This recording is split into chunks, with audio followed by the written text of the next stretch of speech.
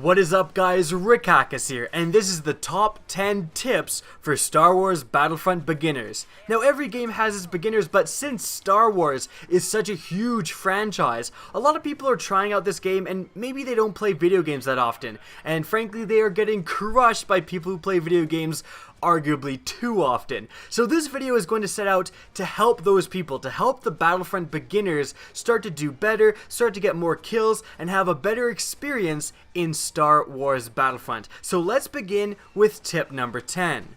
Tip number 10 is don't buy cosmetic items right off the bat.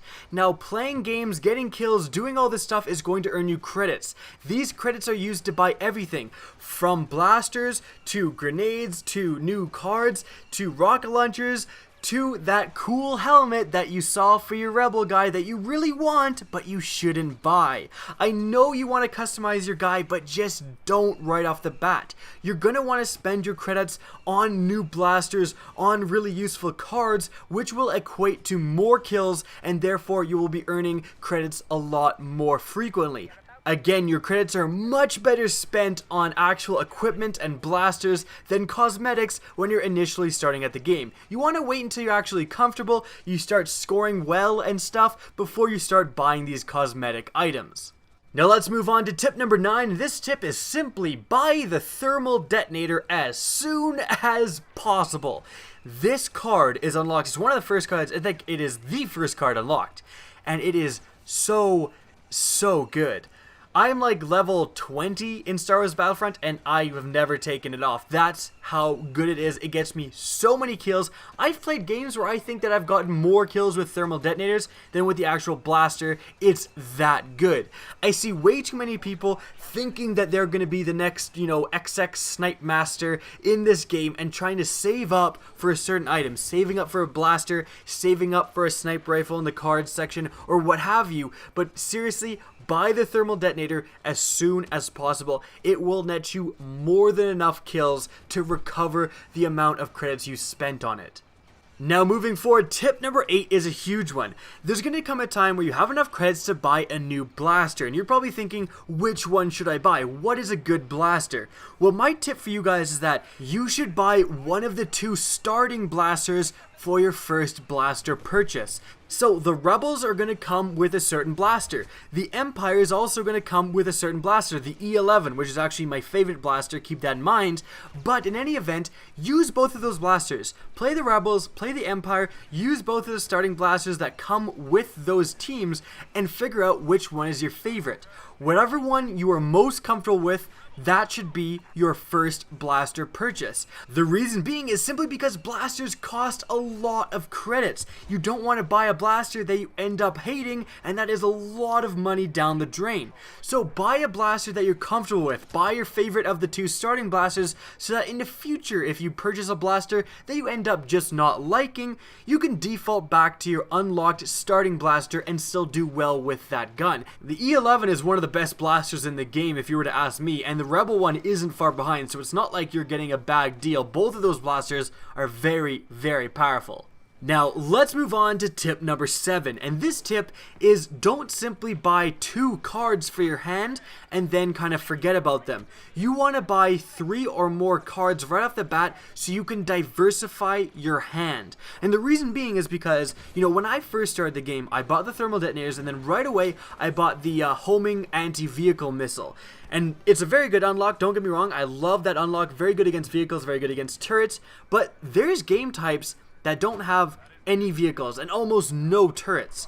And so if you're playing one of those game types that simply don't really feature vehicles, like I did, and you suddenly realize, oh wait, this thing in my hand is completely useless.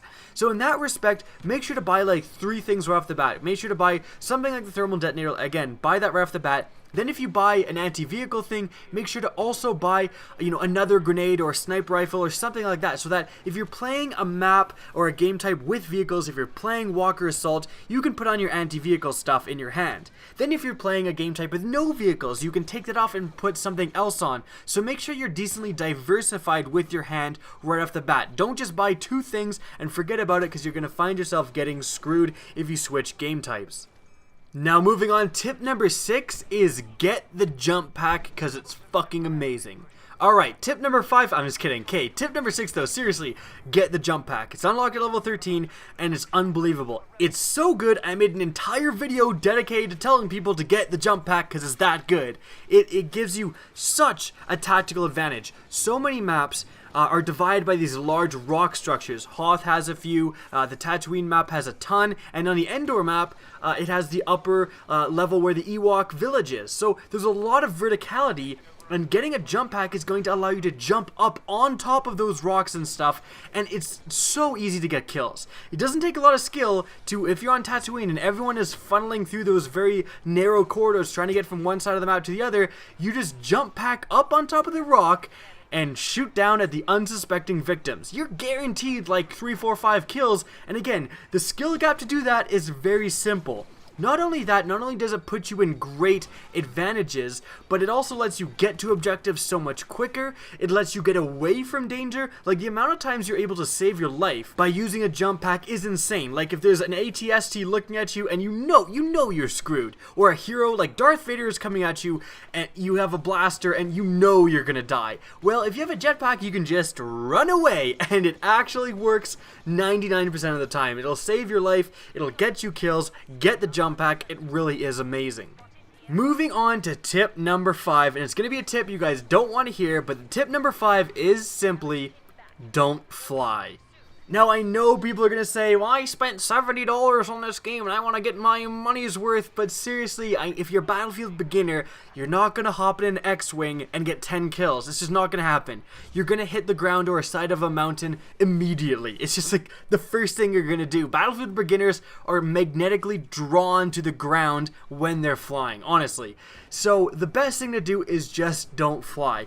Leave that to the people who actually know how to fly, because a good pilot can actually sway an entire game in your favor if he's taking out vehicles, if he's doing damage to the AT-ATs, for example, if he's taking out clumps of infantry. A good pilot is really helpful for your team. So letting the good pilots actually get the planes is a really good idea. Now, I will throw you guys a bone. I know everyone wants to fly and everyone wants to try it out. Try to save the times that you're going to try to fly, try out the spaceships for when your team is winning. You can tell, like, if your team is slaughtering and you know you're gonna win, that's a great time to hop in a spaceship and fly around in the TIE Fighter or the X-Wing and just kind of practice for a little bit, because your team is already good to go. Again, don't fly if it's a close match or you're on the back foot, because crashing into the ground is not gonna help your team.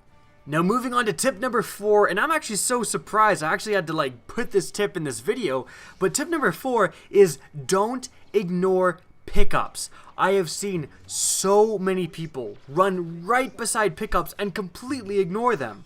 All of the battle pickups in the game are so helpful. Turrets, rocket launchers, even a card refresh so you can throw 2 grenades instantly are all extremely helpful. And again, so many people just go right beside or go around these pickups for absolutely no reason. You really want to go out of your way to try to get these pickups. If you get an anti-vehicle turret and put it in a great position, that's like guaranteed 500 points if you take down a vehicle, if you take down a turret, something like that. If you get an anti-infantry turret and put it in a good position, that can be like upwards of 5 kills. So there's no reason to be ignoring these battle pickups. They're always good. And if you have a battle pickup you don't really want, like the self-man turret, just drop it. Get rid of it in your inventory, because you won't be able to pick up other stuff as long as you have it. So if you get a pickup that you just do not want, put it somewhere and then go on with your day and try to get another different pickup.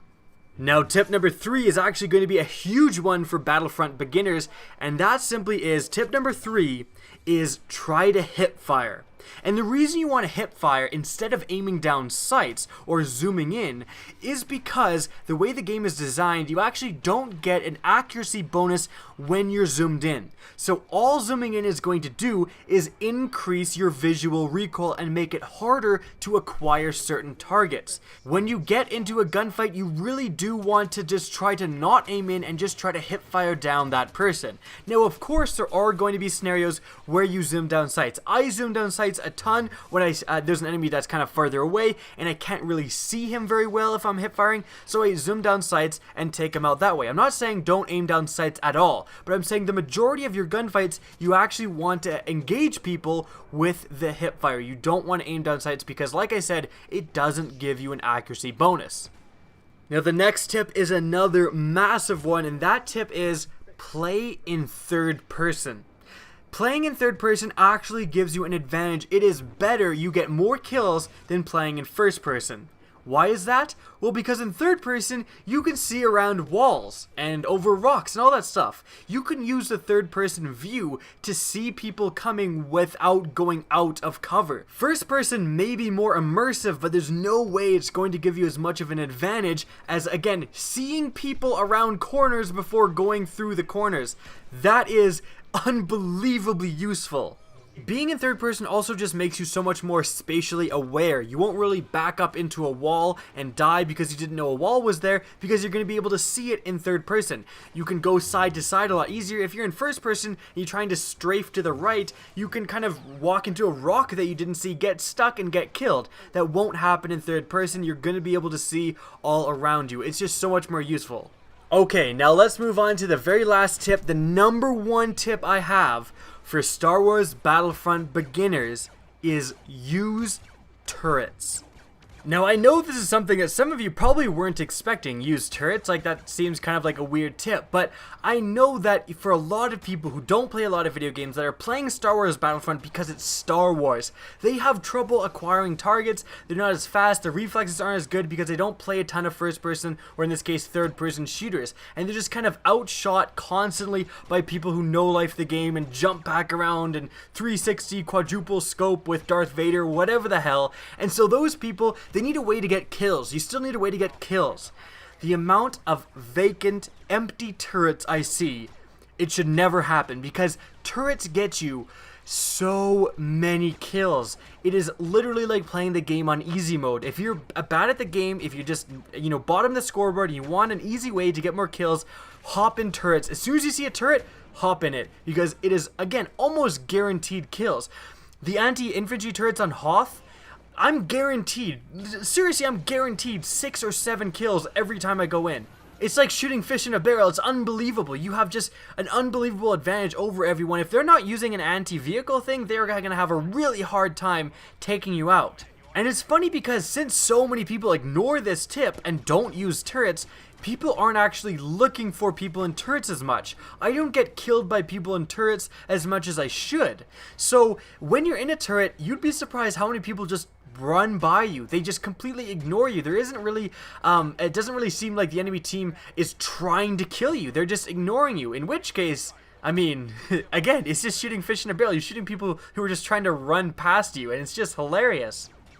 So guys, those are my top 10 tips for Star Wars Battlefront beginners. Don't buy cosmetics right off the bat, get the Thermal Detonator as soon as possible, get one of the starting blasters, don't just buy 2 cards, diversify your hand, get the jump pack, don't fly, don't ignore battle pickups, try to hip fire whenever possible, play in third person, and for God's sakes, use the turrets. I hope you guys enjoyed this video and found it informative. If you did, please remember to help me out by rating and sharing this video. Now, if you want to see more Star Wars Battlefront content, don't be afraid to slap that subscribe button, as well as if you want to see Call of Duty Black Ops 3 or Destiny or even Fallout 4 content as well.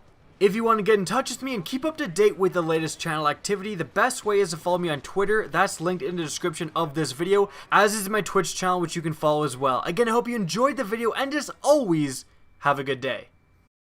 We need to make it to round 12. Hold on. I have to go unplug my SCUF controller, get my control freaks out, get in my DXR gaming chair, and anything else that makes me a better player. I gotta go do that real quick. Oh yes, I need to go get my tub of G Fuel. I have the pineapple flavor. It's so good. Oh my god.